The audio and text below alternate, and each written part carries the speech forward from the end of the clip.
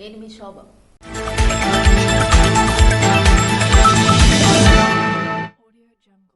ఇచ్చాపురంలో విజయవంతంగా ముగిసిన నారా లోకేష్ శంఖారావ యాత్ర. తెలుగుదేశం పార్టీ స్థాపించిన నాటి నుంచి ఇచ్చాపురం నియోజకవర్గం తెలుగుదేశం పార్టీకి అడ్డా అని నారా లోకేష్ ఇచ్చాపురం శంఖారావం సభలో పేర్కొన్నారు. 2014 నుంచి 2019 వరకు తెలుగుదేశం ప్రభుత్వ హయాంలో సుమారు 1500 కోట్ల రూపాయలతో ఇచ్చాపురం నియోజకవర్గంలో అభివృద్ధి పనులు చేశామని, వైసీపీ ప్రభుత్వంలో అభివృద్ధి ఎక్కడా అని ప్రశ్నించారు. చట్టానికి వ్యతిరేకంగా వ్యవహరిస్తూ టీడీపీ శ్రేణులను వేధిస్తున్న అధికారుల పేర్లను రెడ్ డైరీలో ఉంచామని, తాము అధికారంలోకి వచ్చిన తర్వాత వారిపై న్యాయ విచారణ కూడా కొనసాగిస్తామని పేర్కొన్నారు. ఎన్టీఆర్ దేవుడని, చంద్రబాబు నాయుడు రాముడని, తాను మాత్రం మూర్ఖుణ్ణని, వేధించిన వారికి వడ్డీతో సహా చెల్లిస్తానని హెచ్చరించారు. సీఎం జగన్ పై తీవ్ర స్థాయిలో విరుచుకుపడ్డారు.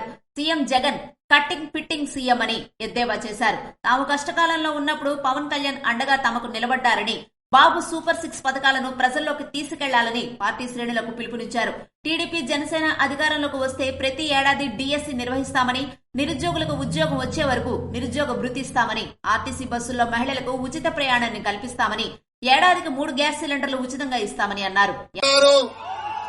ఎర్రం నాయుడు గారు పుట్టిన గడ్డ ఈ శ్రీకాకుళం గడ్డ. ఇలాంటి గొప్ప నేలపై ఈరోజు ఈ శంఖారావం యాత్ర ప్రారంభిస్తాం. నా అదృష్టంగా భావిస్తున్నా. మన ఇచ్చాపురం అంటే నాకు ఒకే ఒక పదం వస్తుంది, తెలుగుదేశం పార్టీ అడ్డా. మన పార్టీ ఆవిర్భావం నుంచి కేవలం ఒకే ఒకసారి ఇచ్చాపురం నియోజకవర్గం మనం ఓడిపోయాం. 2014 నుంచి 2019 మధ్యన దాదాపు 1500 కోట్ల రూపాయలు ఖర్చు పెట్టి పెద్ద ఎత్తున మన నియోజకవర్గాన్ని మనం అభివృద్ధి చేసుకున్నాం. అనేక ప్రాజెక్టులు తీసుకొచ్చాం, ఆసుపత్రులు తీసుకొచ్చాం, అభివృద్ధి కార్యక్రమాలు చేశాం. కానీ మిమ్మల్ని అందరూ ఒకటి అడుగుతున్నా, గత 5 సంవత్సరాలుగా వైకాపా ప్రభుత్వం ఇచ్చాపురం చేసిందేంటి, పీకింది ఏంటని. ఆనాడు జగన్ పాదయాత్ర చేస్తూ ఇచ్చాపురానికి అనేక హామీలు ఇచ్చారు. ఏకంగా కోకోనట్ పార్క్ ఏర్పాటు చేస్తా అన్నాడు, చేశాడా అని ప్రజలందరిని అడుగుతున్నా. బిల్లవట్టి ప్రాజెక్ట్ మోడర్నైజేషన్ వర్కులు చేస్తా అన్నాడు, చేశాడా అని ప్రజలు అడుగుతున్నా. మహేంద్ర తనయ బహుదు నదులకి సంబంధించిన ఛానల్ వర్కులు కూడా రిపేర్ చేస్తానన్నాడు, చేశాడా అని ప్రజలందరినీ ఒక్కసారి ఆలోచించమంటున్నా. రెండేతున ఏ అధికారులైతే చట్టాన్ని ఉల్లంఘించి మన ఇబ్బంది పెట్టారో, ఏ వైకాపా కార్యకర్తలైతే చట్టాన్ని ఉల్లంఘించి మన ఇబ్బంది పెట్టారో వాళ్ళందరి పేర్లు ఎర్ర బుక్ లో నేను రాసుకున్నాను. వాళ్ళు రేపు వేరే దగ్గరికి వెళ్లి రికమెండేషన్ ద్వారా వచ్చి పోస్టింగ్ ట్రై చేస్తే ముందల ఈ పుస్తకం తెరిచి వాళ్ళ పేరు ఉందా లేదా నేను చూస్తా. అంతేకాదు, మనం అధికారంలోకి వచ్చిన వెంటనే జ్యుడిషియల్ ఎంక్వైరీ చేస్తా. ఏ అధికారులు అయితే చట్టాన్ని ఉల్లంఘించి పసుపు సైన్యాన్ని ఇబ్బంది పెట్టారో వాళ్ళని సర్వీస్ నుంచి డిస్మిస్ చేపించి జైలుకు కూడా పంపించే బాధ్యత నేను తీసుకుంటాను. వైకాపా నాయకులకి ఈ లోకేష్ మూర్ఖుడు, వడ్డీతో సహా ప్రతిదీ చెల్లిస్తానని ఈ సభాముఖంగా కార్యకర్తలకి నేను హామీ ఇస్తున్నా. రాష్ట్రానికి వచ్చేదానికి ప్రయత్నించిన పవన్ కళ్యాణ్ గారిని కూడా ఏకంగా బార్డర్లు ఆపే పరిస్థితి. ప్రత్యేక విమానంలో రావాలంటే విమానం కూడా పర్మిషన్ ఇవ్వని పరిస్థితి. ఆ రోజు మన కష్టకాలాల్లో ఉంటే నాకు అన్నగా నిలబడిన వ్యక్తి పవన్ కళ్యాణ్ గారు. ఆనాడు బాబు గారిని చూసిన వెంటనే లేదు, కలిసికట్టుగా పోరాడదాం, ఒకే ఒక లక్ష్యంతో, ఈ ప్రభుత్వాన్ని దించే లక్ష్యంతో కలిసికట్టుగా పోరాడదామని ఆనాడు ముందుకొచ్చిన వ్యక్తి పవన్ అన్న. ఇంక ఎన్నికల ముందల చివరి కార్యక్రమం ఇది, చాలా కీలకమైన కార్యక్రమం. అందుకే ఈ కిట్టు మీరు ఇంటికి తీసుకెళ్లి బాబు సూపర్ 6 ప్రతి గడపకి తీసుకెళ్లాలని ఈ సభాముఖంగా నేను మిమ్మల్ని అందరినీ కోరుతున్నా. హామీలు దీంట్లో ఉన్నాయి. ఇది ప్రతి ఇంటికి చేర్చాల్సిన బాధ్యత ఇక్కడ ఉన్న క్లస్టర్ యూనిట్ బూత్ అదేవిధంగా కేఎస్ఎస్ పైన ఉంది.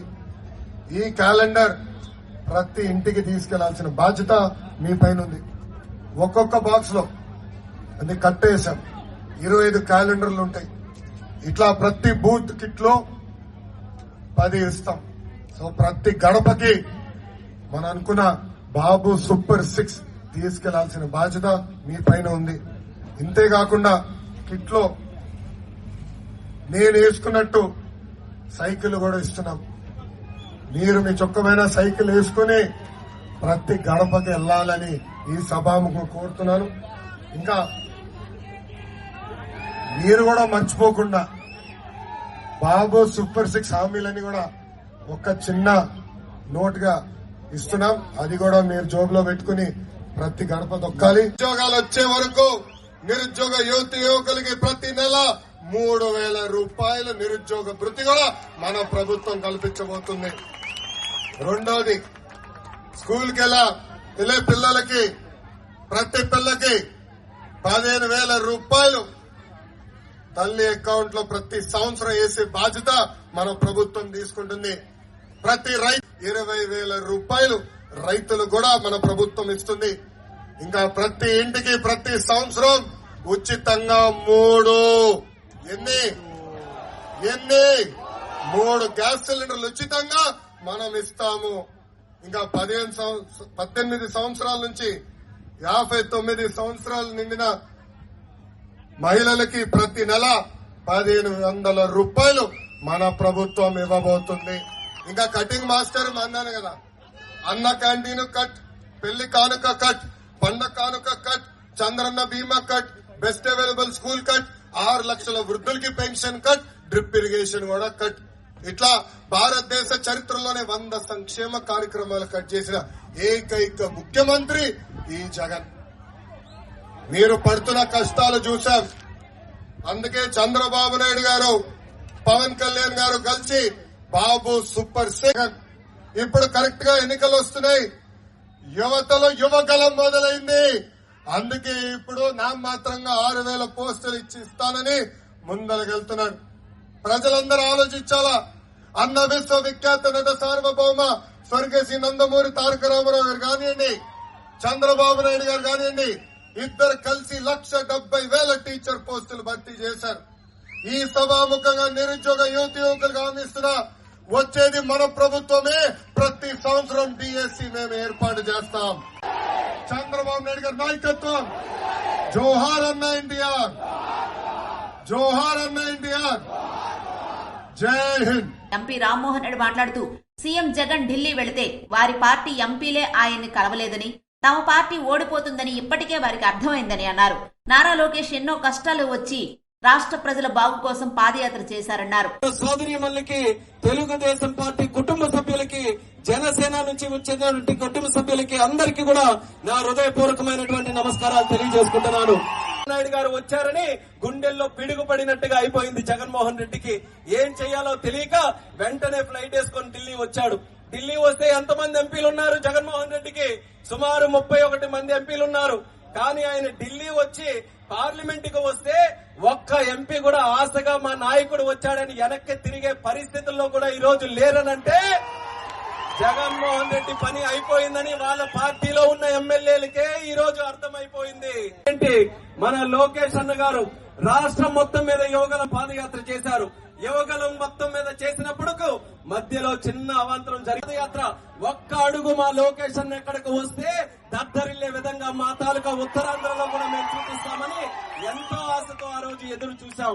కానీ ఆ రోజు ఉన్నటువంటి పరిస్థితుల వల్ల రాలేకపోయాం. కానీ ఉత్తరాంధ్రకి ఖచ్చితంగా వస్తాను, ప్రతి నియోజకవర్గం కూడా వస్తాను, మన కార్యకర్తలతో కలుస్తాను, కార్యకర్తలకి నేనున్నాననే భరోసా ఇస్తానని ఆ రోజు మేము ఈ నాయకులుగా ఎవరు వెళ్లి కలిసినా సరే లోకేష్ అన్న మాట ఇవ్వడం జరిగింది.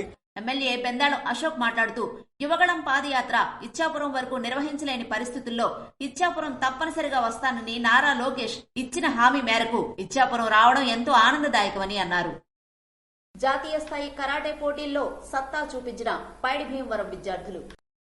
విశాఖపట్నంలో ఇటీవల జరిగిన జాతీయ స్థాయి కరాటే పోటీల్లో తమ విద్యార్థులు అత్యున్నత ప్రతిభను గణపరిచారని, పథకాలు సాధించారని tiger karate association master Sinka Santosh Kumar తెలియజేశారు. విశాఖపట్నంలో ఎన్ఐజీ స్కోటన్ నేషనల్ ఓపెన్ కరాటే ఛాంపియన్షిప్ 2024 పోటీల్లో 20 మంది విద్యార్థులు వివిధ పథకాలు సాధించారని సింక సంతోష్ కుమార్ తెలియజేశారు.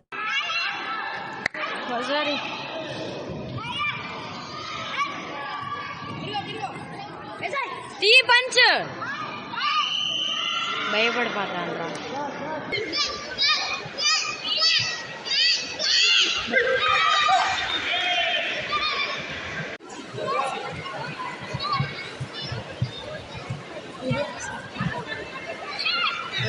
ఈ కార్యక్రమానికి ముఖ్య అతిథిగా సినీ నటుడు సుమన్ తల్వార్ హాజరయ్యారు. కరాటే వలన ఏకాగ్రత, పట్టుదల, ఆత్మరక్షణ తోడ్పడుతుందన్నారు. తల్లిదండ్రులు చదువుతో పాటు కరాటే, మార్షల్ ఆర్ట్స్ ను తదితర క్రీడలను ప్రోత్సహించాలని tiger karate master Santosh Kumar తన ఆనందాన్ని వ్యక్తం చేశారు. నూతనంగా ఏర్పాటు చేసిన సత్య క్రాంతి ఇండస్ట్రియల్ వాటర్ ప్లాంట్ ప్రారంభోత్సవానికి ముఖ్య అతిథిగా పాల్గొన్న ధర్మాన కృష్ణదాస్.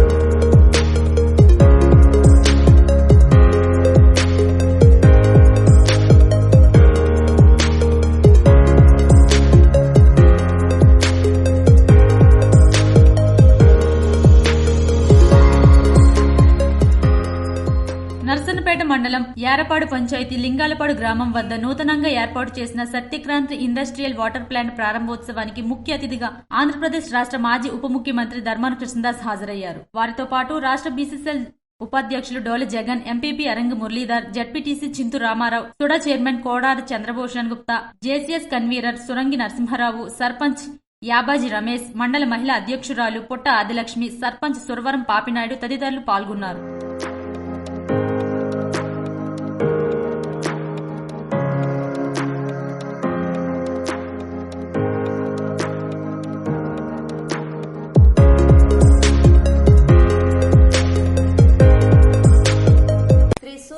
స్వామివారిని ఆదివారం విశాఖపట్నం వాస్తవ్యులు వెంకట వ్యాస నగేష్ దర్శించుకున్నారు.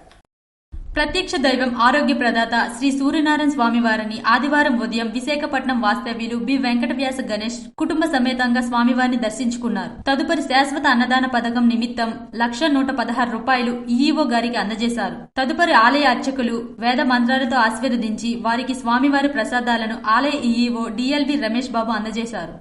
నారా లోకేష్ కి ఎయిర్పోర్ట్ లో ఘన స్వాగతం పలికిన ఎంజీఆర్. తెలుగుదేశం పార్టీ జాతీయ ప్రధాన కార్యదర్శి, యువ నాయకులు నారా లోకేష్ ఉత్తరాంధ్రలో శంకరావ కార్యక్రమం చేపడుతున్న నేపథ్యంలో విశాఖపట్నం ఎయిర్పోర్టు వద్దకు విచ్చేసిన సందర్భంగా పాతపట్నం నియోజకవర్గం తెలుగుదేశం పార్టీ నాయకులు మామిడి గోవిందరావు ఆయనకు ఘన స్వాగతం పలికారు.